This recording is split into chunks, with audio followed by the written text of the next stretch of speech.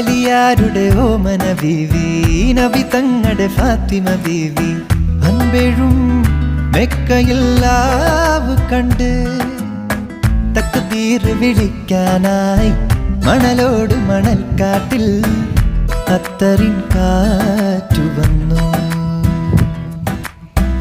അലിയാരുടെ ഓമന ബീവി, നബി തങ്ങളുടെ ഫാത്തിമ ബീവി.